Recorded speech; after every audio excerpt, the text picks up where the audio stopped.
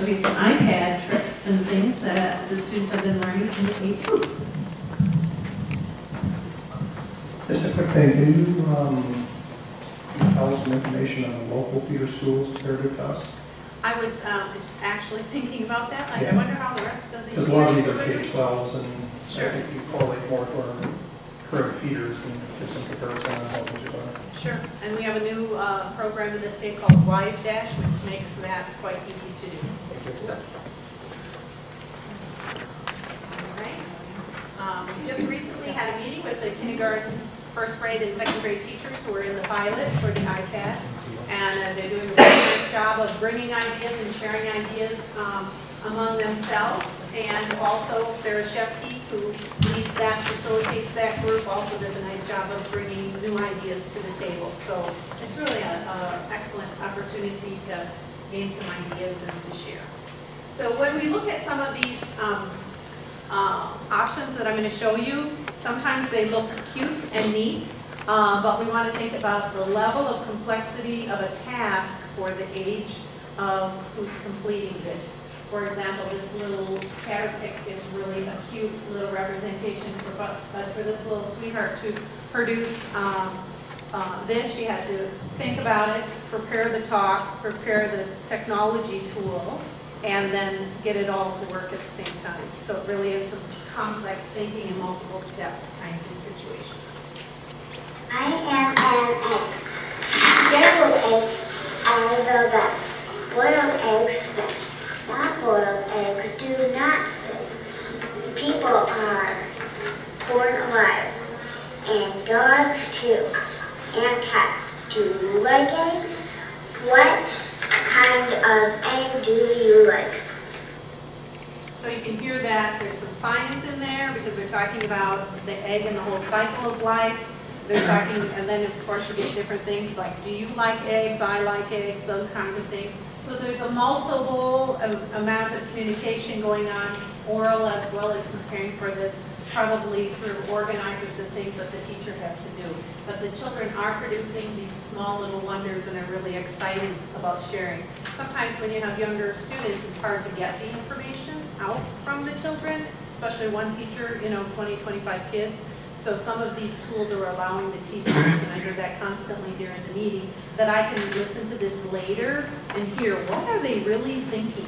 Because sometimes it is difficult to get all of that information out. Okay, I need to get back to the website. Is that where you put it, Mr.? Yeah. Oh, there we go. Okay, so we can forward this to you at the end of the week, but this is our little evidence of learning. So there's some more specifics here. They took notes, they did some sorting, they wrote down what was important. The nice piece of the iPad is that when you have all of that writing down, then you can use the iPad to do the next piece, which causes the kids to get in there and get that work done so that they can get to the next piece. The second grade students worked on a circuit, so they also needed to know that a circuit is a circle of electricity. On their test, they needed to draw and label a circuit, so Megan thought this would be a great way for them to do an actual experiment in the class to practice. This is our first time doing the video, so the sound is a little, those are some of the pieces that we're learning. The sound is not as great, but this will improve with more practice. This is called a thing link, where they click on different pieces, different points, in which then they can put their little terminology, and then they can put it all together into a video.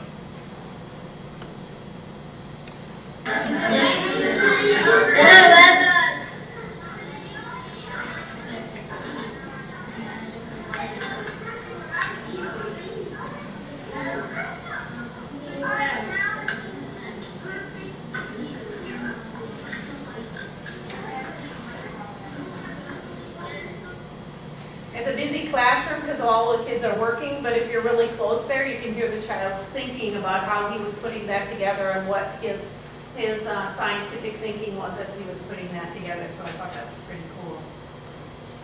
The children use iPads to take pictures of different shapes. This was in Mrs.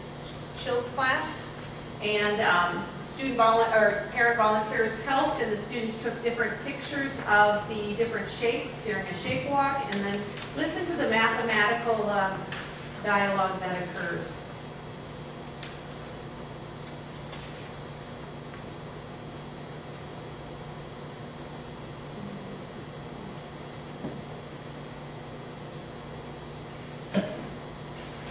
We'll come back to that.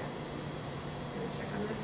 Okay, and then in kindergarten, they were looking at different ways in everyday math, which is their math program, of how they can count and use numbers. 13. 3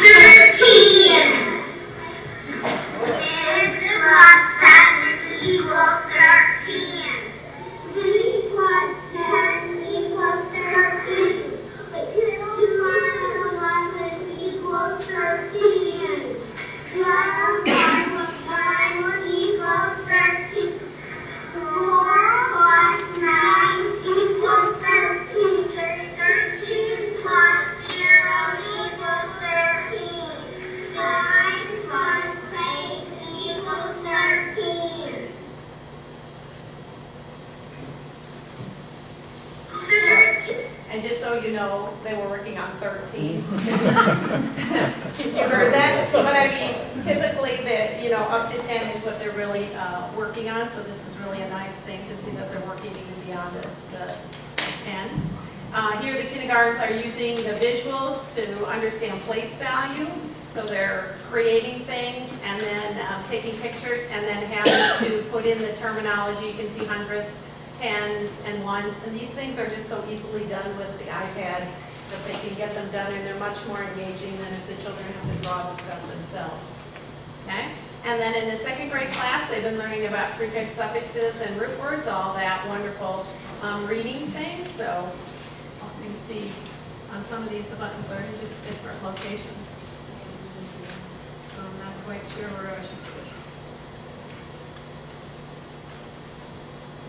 No, that's okay. So it says to use a sketch to take a picture of the word on the card and then identify the different parts in it. They loved it. It was a great way for me to assess their knowledge of prefix, suffixes, and roots.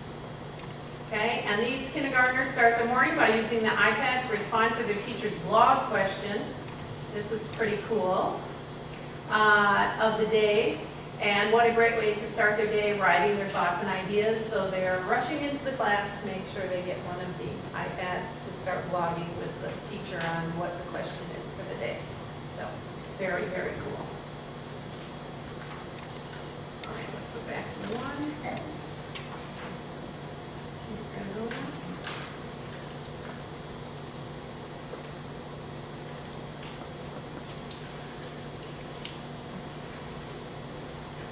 Okay, that one's not going to play, but it probably will. We'll send you the link to the iPad collaboration so you can work on the things yourself and have a little bit more time.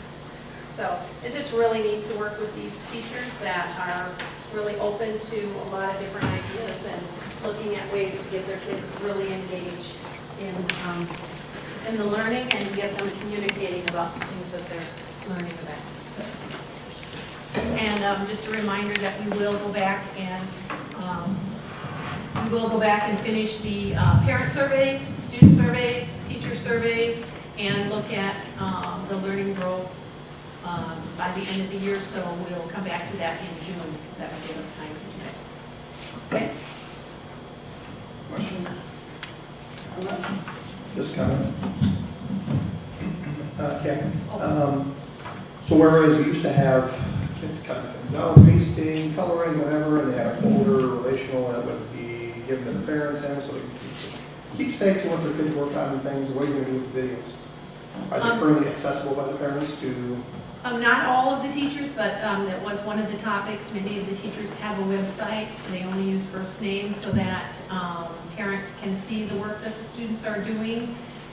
We even talked about, that not all of the work that the students do, especially at this level, is in a final stage where everything's spelled correctly and whatever, but most of the information and the work is available to the parents, and we talked about that through a website. But Not in all cases, but that's Yeah. something that some of the teachers are working on. Okay, I was just looking at the egg one, thinking I want to keep that. Right, kind of All cool. right, thanks. Kevin? Just two quick updates for you guys. Just one to let you know, members of the department have been working hard on utilizing our centralized system to push out more apps so that we're, for example, at the middle school, we don't have to touch every machine manually. We can start writing scripts and pushing things out. So Kevin, from my department, we're working really hard to trying to nail that down and get the scripts running. Our best example was getting all of the Smarter Balance Test apps installed, and I was very happy with how that went. I think out of the 397, we had maybe 10 machines that had little minor hiccups, so I was really excited about how that went. He's already started working on getting images rolling out for next fall already, and we deployed the first iteration to Woodfield Lab and getting feedback from the students and staff just to see, how's the new image and what do we need to tweak or change. So we're getting proactive about that, so I'm really pleased how that's going. And then Sarah Shepke and Kathy Ryan have been busy preparing the upload for the MAPS testing, which will begin after spring break. So all the data has been compiled, it's been sent up and ready to go for testing. So things are going very well. Thank you, Ken. Slightly. How do we sit on the Android possibility for rollout? Is there any further on that? We have, anything specific? We have a few Chromebooks that we are looking at the 6th grade level with Mrs. Inda. She has just 4 in her room, just kind of piloting and just testing in her room. Right now, that's our small rollout. We also bought a few Android devices through the title funds at Trailside. They did not, the kids thought they were really cool, but for the programs that we're using, they're not quite as slick because the screens are much smaller, so we could look at a different device. For the device we got in, the screens are really too small. I'm thinking replacement cycle at the middle school. Oh, okay. I thought that's what we were looking to see, if the apps that we were interested in, right? Mrs. Marco filling you in on, we had a conversation today, so in her report, I'm thinking she'll fill you in on that. All right, thanks. Yep.